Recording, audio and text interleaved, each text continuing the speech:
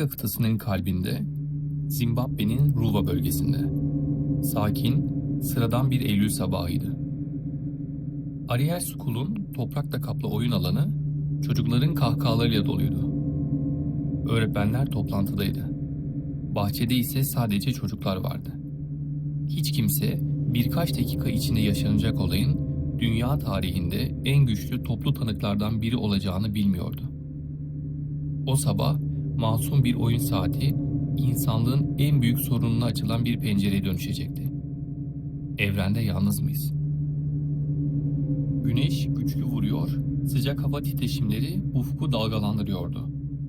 Çocuklar oyun oynarken işlerinden biri aniden durdu. Bir noktaya kilitlendi. Ve sonra bir diğeri ve bir diğeri daha. Çok kısa bir sürede oyun alanındaki tüm çocuklar aynı yöne bakıyordu. Ağaçların oluşturduğu karanlık hattın üzerinde gümüşlü bir ışık parlıyordu. Çocuklardan biri fısıldadı. Bir şey var, metal gibi. Bir diğeri, uçak değil, hiç ses yok. O cisim yavaşça alçalmaya başladı. Ama yere temas etmedi. Sessizce havada duruyordu. Afrika sabahının sessizliğini yalnızca çocukların nefesleri bozuyordu. Cisim metalik bir parıltıyla titreşiyor gibiydi. Sıcak dalgaları çevresindeki havayı bozuyor, görüntüyü dalgalandırıyordu. Ne bir pervane, ne bir motor sesi, ne de bilinen herhangi bir uçuş izine benziyor. Çocuklardan biri paniğe kapılarak şöyle dedi. Havada duruyor, hiç kıpırdamıyor. Bir kız çocuğu gözlerini kısmış halde bağırdı. O bir şey ama uçak değil. O yaştaki çocukların gökyüzü araçlarıyla ilgisi sınırlıydı. Ama bildikleri bir şey vardı. Bu normal değildi. Tüm hikayeyi değiştiren o sahne geldi. Cismin hemen yanında küçük, siyah bir figür belirdi. İnceydi, uzundu, vücut hatları belirsizdi. Yürümüyor, adeta kayıyordu. Bir öğrenci şöyle dedi. Bize doğru baktı, gözlerini gördüm. Bir diğeri korkuyla ekledi. Sanki gözleri çok büyüktü, simsiyah. O an çocuklar korkuyla geri çekildi ama gözlerini ayıramadı. Bu, onların dünyasında açıklanabilecek hiçbir şeye benzemiyordu. Bazı çocuklar varlıkla göz göze geldikleri an tuhaf bir his yaşadı. Sanki akıllarının içinde bir mesaj beliriyordu. Bir ses değil, bir düşünce, bir his. Bir öğrenci şöyle anlattı. Aklımda dünyaya dikkat edindiği bir cümle vardı. Bir başka çocuk, teknolojiyle ilgili kötü bir his gönderdi. Neden bilmiyorum. Çocuklar çeşitli yaş gruplarındaydı. Kültürel olarak bu tür kavramlardan habersizdi. Ama hissettikleri şey ortak bir temaya sahipti. Dünya tehlikede.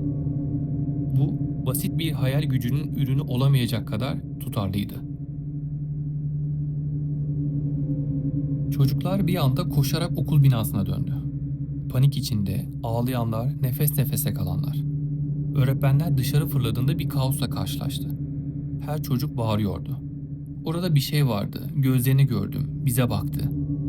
Hepsi aynı yeri işaret ediyordu, hepsi aynı korkuyu yaşıyordu. Bu bir oyun değildi, bu bir anlık korku da değildi.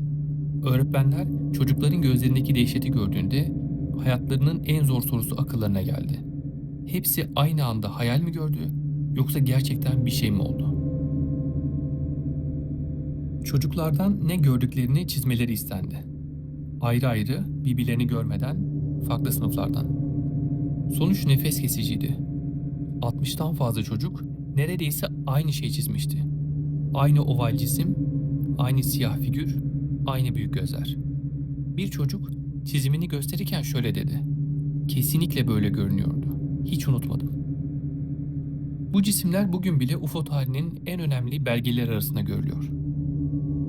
Olay dünya basınında yayıldıktan sonra Harvard Üniversitesi'nden ünlü psikiyatrist doktor John Mack Zimbabwe'ye geldi.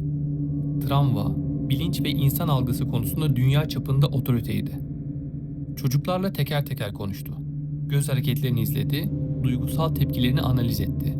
Kelimelerindeki içtenliği değerlendirdi. Mack'in vardığı sonuç çarpıcıydı. Bu çocuklar uydurmuyor, gördükleri şeyin ne olduğunu bilmiyorum ama dürüst olduklarından şüphem yok. Bu rapor Ariel School olayını UFO tarihindeki en güvenilir tanıklık haline getirdi. Neredeyse 30 yıl geçti. O günün çocukları artık yetişkin. Ama anlatımları zerre değişmedi. Bir yetişkin tanık şöyle diyor: "O gün orada bir şey vardı, yalan değil." Bir başkası: "Ne gördüğümü hala bilmiyorum ama gördüm." Ariel School olayı sadece bir UFO hikayesi değildir. Bu, onlarca çocuğun aynı anda aynı deneyimi yaşadığı, aynı görüntüyü çizdiği, aynı korkuyu hissettiği eşsiz bir gerçeklik anıdır. Ve bugün soru hala aynı. O sabah okul bahçesinde gerçekten ne oldu? Ve neden sadece çocuklar gördü?